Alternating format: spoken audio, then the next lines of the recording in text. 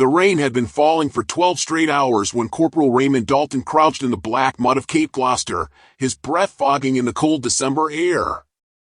It was barely 5:10 on a miserable morning in 1943, and the jungle felt like it was closing in on him.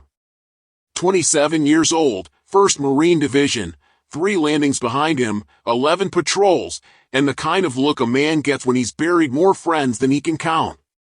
His hands rested on his M1 Garand, but his eyes kept drifting towards something lying beside him, an old M1903 Springfield picked off a fallen Marine 2 days earlier. In this jungle, nothing made sense anymore, and every instinct in his body was telling him something was very wrong. I'm Berg, and this is Firepower World War II. If you want more forgotten frontline stories pulled from muddy archives and old seed bags, subscribe now. Here, we honor what the records rarely say out loud. Ray had been sent out on yet another reconnaissance crawl, 6 men pushing through a wall of vines so tight they had to move single file, weapons pulled to their chests just to avoid snagging on the brush. Cape Gloucester wasn't just jungle, it was a dark, steaming maze where visibility dropped to 20 feet and the enemy didn't appear so much as materialize. Ray's job was simple on paper: guide his team through the terrain, report enemy movement, and avoid firefights. But simple plans die as fast as Marines in this place. Every ridge hit a sniper, every patch of ferns a firing slit. The Japanese patrol units were ghosts, slipping through gaps like they weren't even touching the ground. The enemy always fired first. Not sometimes, almost always. 7 ambushes and 9 patrols had unfolded the exact same way: a glint of metal tool 8, a twig snapping behind them, a muzzle flash from 10 yards that stole another name from the roster. If the Japanese were 20 feet away, they hit first. If they were 15, they hit first. If they were 10, the fight was already over. The problem wasn't courage, wasn't discipline, it was geometry. Distances so short that reaction time decided who lived to see sundown.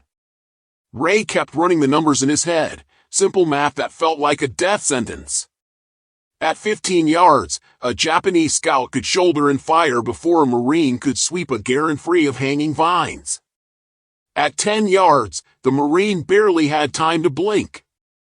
And the jungle swallowed sound so completely that patrols never heard the enemy move until the barrel was already pointed at them. It wasn't bad luck. It was a structural mismatch between tactics and terrain. The division kept pushing forward, but the jungle itself was siding with the enemy. Ray's squad had been 11 men when they landed. Now they were 6.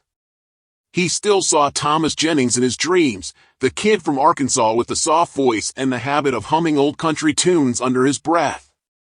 22 years old. First child born while he was still in boot camp.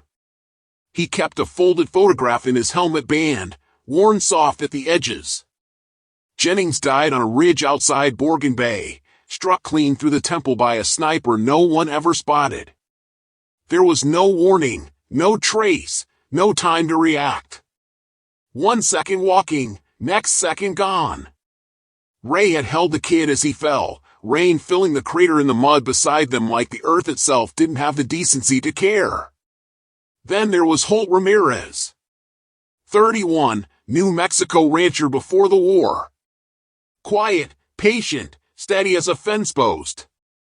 The man brewed coffee using an old mess tin with holes in it, and nobody ever understood how he made it taste decent. Ramirez died in a textbook L-shaped ambush, the kind the manuals warned about, the kind Marines had trained for. They still never saw it coming. The Japanese hit them from the side, Ramirez taking the first burst to the chest. Ray pulled him out of the kill zone, but Ramirez was gone before he hit the ground. 2 good men, skilled, disciplined, and alert.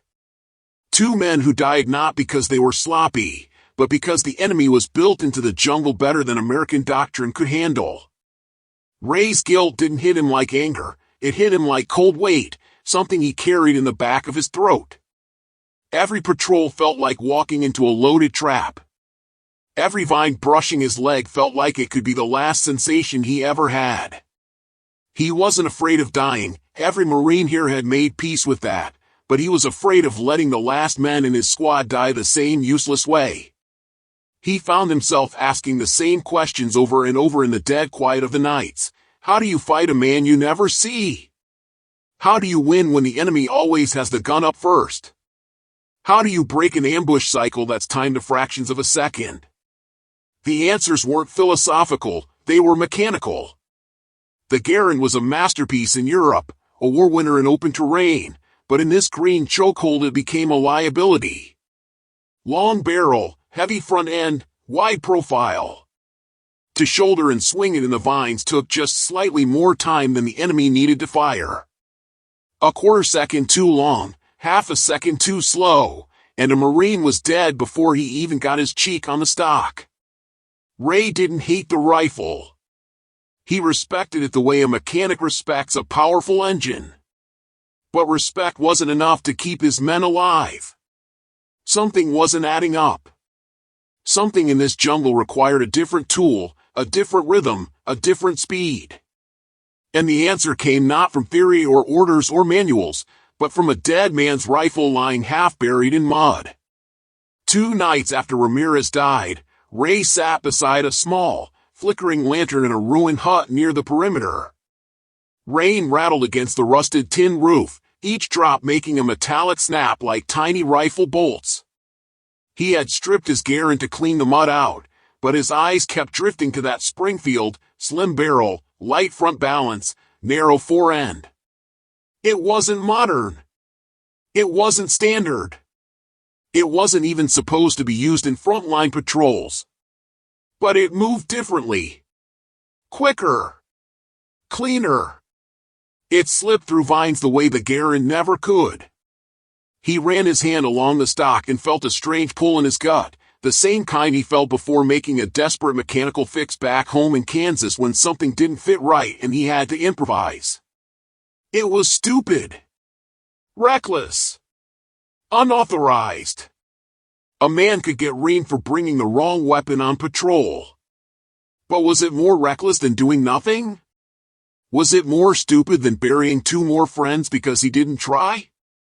The Springfield wasn't about nostalgia, it was about physics. In a jungle where gunfights were decided in the first 3 seconds, a rifle that shouldered faster and sliced through foliage easier might be the difference between another ambush and finally seeing the enemy first. Ray set the Garand aside. Picked up the Springfield. Felt the weight settle naturally. And in that dim, leaky hut, with the smell of mold and gun oil mixing in the air, he realized he wasn't holding the past. He might be holding the solution. And if command didn't approve, well, he would deal with that later. Right now, he was just a Marine trying to stop the jungle from swallowing what remained of his squad. He didn't know it yet, but the next decision he made in that hut would change not only tomorrow's patrol, but the pattern of ambushes across the entire ridge.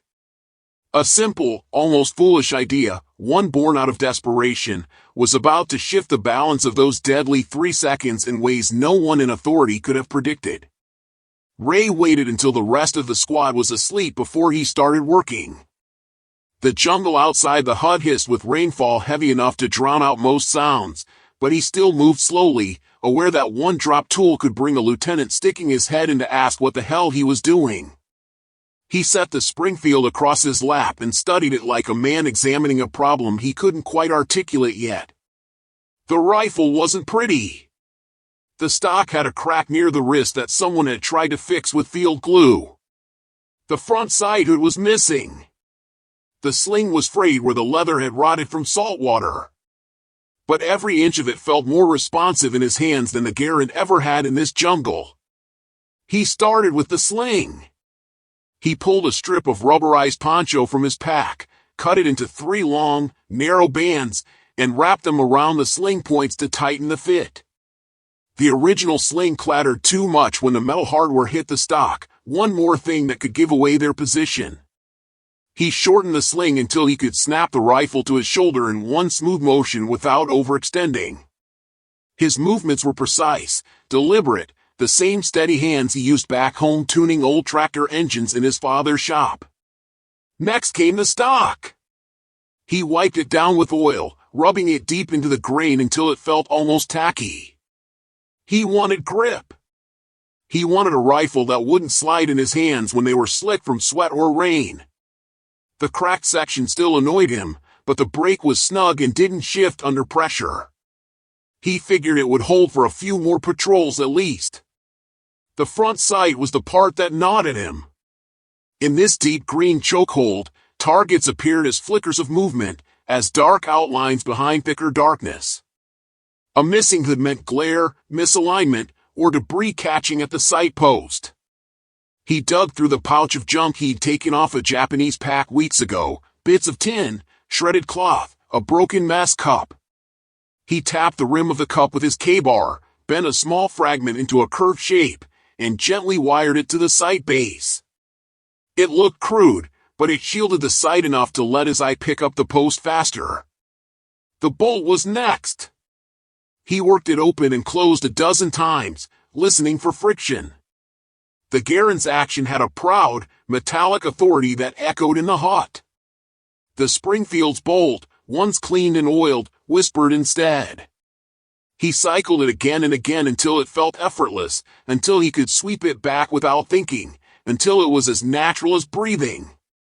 Smooth cycling might mean a precious second saved under fire, and seconds were currency here more valuable than gold.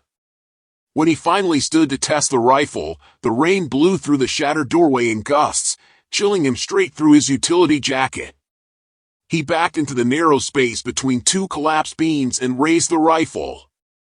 The barrel cut through the hanging vines like it belonged there. He practiced snap movements, shoulder, aim, cycle, shoulder again. Quick, efficient. No wasted motion. He stretched the sling tight and tried again, tightening his elbows, lowering his profile.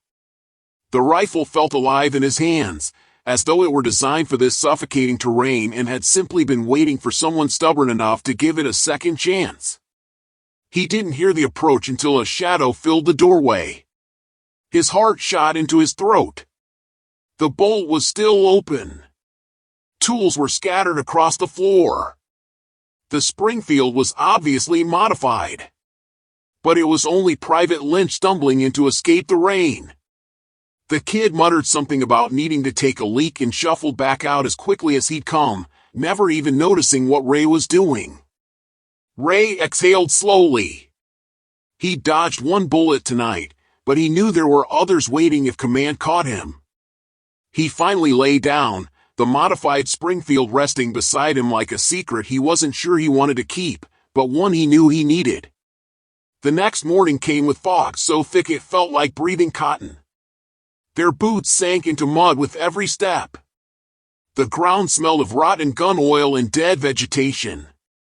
The air held a kind of damp tension that often precedes contact.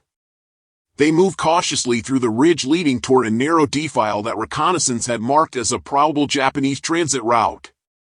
It was exactly the sort of terrain that spelled disaster for Marines: tight choke, limited mobility, perfect for an enemy firing lane. Ray took point. Behind him were Lynch, Patterson, McCreary, O'Donnell, and Sergeant Pierce bringing up the rear. Every man had his rifle tucked tight, barrels angled upward to avoid dragging. Ray kept the Springfield across his chest, muzzle low, moving through vines with minimal disturbance.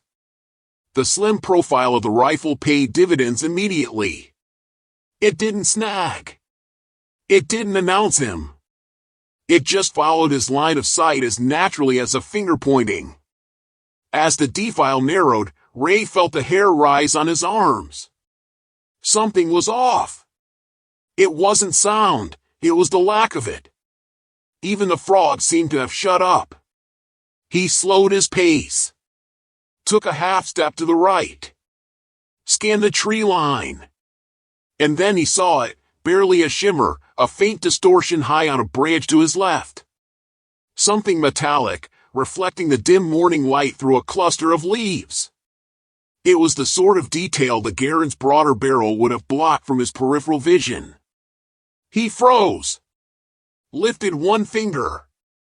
The squad halted like a single organism. Ray kept his eyes on that thin glint. He didn't breathe. Didn't blink. Slowly, he raised the Springfield to his shoulder, the sling tightening just as he'd tuned it to do the night before. The rifle snapped into place cleanly, the sight picture forming without the delay he was used to fighting through. Through the vines he caught the outline of a Japanese scout perched in a camouflage nest, rifle already lowering toward the patrol. If Ray hesitated, they'd be dead. If he missed, they'd be dead. Everything compressed into a single moment, the math of reaction time, the geometry of angles, the desperate hope that he'd shaved even half a second off his response. He fired. The shot cracked like a spine snapping. The scout's rifle tumbled from the branch as the man slumped sideways, dissolving into the foliage. And just like that, the geometry changed. The Japanese ambush, once perfectly timed, collapsed. Without the scout signal, the enemy gunners hesitated, their fire lane thrown off by a single unexpected shot. Ray shouted, dropping behind a fallen log. Patterson and Lynch fired into the underbrush. McCreary swung left, covering an angle they'd never survived before. The entire firefight lasted no more than 7 seconds. 7 seconds that would have been fatal on any previous patrol. 7 seconds that ended with the squad intact. When the jungle finally fell quiet again, Pierce walked over to Ray, chest heaving. He stared at the Springfield and Ray's hands. That thing shouldn't be here, he muttered, but there was no anger in his voice. Only disbelief. Word traveled faster in the jungle than sound. By nightfall, men from 2 other squads had heard about Dalton's shot. About how he'd spotted a scout they never would have seen. About how a World War I relic had saved 6 lives in a fight they weren't supposed to win. Marines began asking questions, not the mocking kind, but genuine ones. What made it faster? How did it move through the vines? How did he shoulder it so quick? Ray didn't brag. He didn't have to. The results spoke for themselves. Within a week, 2 Marines quietly traded their Garands for old Springfields pulled from supply crates. By the 3rd week, half a dozen had modified theirs in small ways, shortened slings, trimmed stocks, padded grips. They weren't trying to disrespect doctrine. They were trying to survive. And the jungle respected nothing but adaptation. The numbers shifted in ways command couldn't ignore. Ambush survivability jumped from 1 in 5 to nearly 3 in 5. Marines started spotting scouts before ambushes detonated. Engagements were ending before the enemy got their first full volley off. A pattern that had cost the division dozens of men was suddenly cracking, because one mechanic from Kansas decided to gamble on a rifle 2 wars old. As Ray sat cleaning his Springfield one night, he felt something he hadn't felt since they landed on this miserable island. Hope, not loud, not triumphant, but quiet, steady, and earned. A sense that they hadn't been fighting the jungle wrong because they were weak, but because they were using the wrong tools. And for the first time in months, Ray felt like maybe, just maybe, he'd be able to bring the rest of his squad home. Ray knew the ripple effect was coming long before anyone in command admitted it. Marines watched each other closely in Cape Gloucester, because watching meant surviving. If one squad suddenly stopped walking into bullets, other squads paid attention. And soon enough, the Springfield whispers turned into quiet, deliberate choices. Men approached him after chow, after patrols, even while cleaning gear, asking if the rifle really made that much difference. Ray never pitched it like a miracle. He just told the truth. It moved faster, pointed cleaner, and didn't fight you when the jungle swallowed the barrel. The rest they could observe for themselves. By mid-January, the 1st Marine Division was fighting its way through some of the worst terrain on the island. The Japanese had dug themselves into ridges so steep it took ropes to climb them. Every inch of ground came with the threat of fire from caves, tree hollows, or spider holes masked so well that even seasoned scouts had trouble finding them. And yet, something had shifted in the rhythm of patrols. More contact started ending with the Marines firing first. More voices on the radios reported catching movement before a full ambush could unfold. It wasn't dramatic. It wasn't sudden. It was subtle, a slow rebalancing that only the men on the ground felt. Ray watched it unfold with a mixture of pride and relief. Patterson got his hands on a Springfield and immediately wrapped the forend in cut strips of canvas for extra grip. Lynn shortened his sling even more aggressively than Ray had, turning it into a near-tight brace for lightning-fast shouldering. O'Donnell learned to snap the bolt in a fluid motion that didn't even break his sight picture. They were becoming faster, more fluid, more rooted in instinct than in regulation. They weren't rebelling against command, they were adapting to an environment that didn't care what the manual said. Still, nothing changed without friction. And friction arrived in the form of Captain Whitford, a man who respected chain of command the way a priest respects scripture. Whitford discovered the modifications during a gear inspection. He picked up Patterson's rifle, turned it over with a stiff jaw, and demanded to know who authorized it. Patterson's silence was enough of an answer. Whitford ordered Ray to step forward. He didn't shout. That made it worse. His tone was calm, precise, the kind a man uses when he's trying very hard to maintain discipline. "Corporal Dalton," he said, "explain to me why half a 1st platoon is walking around with weapons that were outdated before you were born." Ray didn't flinch. "Because they work here, sir." Whitford stared at him long enough that the entire squad felt the tension thicken. There were regulations, standards, procedures. But there were also headstones waiting on the beaches behind them, and the captain wasn't blind to the statistics. He'd seen the casualty reports before and after the Springfield spread. He'd heard the whispers from other lieutenants who'd noticed their men coming home more often. He set the rifle down with deliberate care. "This stays unofficial," he said quietly. "You keep it quiet. No flaunting it. No making a spectacle. But I'm not taking away something that's keeping you alive." For Ray, it felt like a weight lifting off his shoulders. Not approval, just permission to survive. As the campaign dragged deeper into the soaked, miserable heart of New Britain, the Springfield trip became something of an open secret in the thickest sectors. Marines passed small notes on how to smooth a bolt, how to tighten a sling, how to wrap a stock so it wouldn't slip. The adaptation spread not because command endorsed it, but because the jungle rewarded it.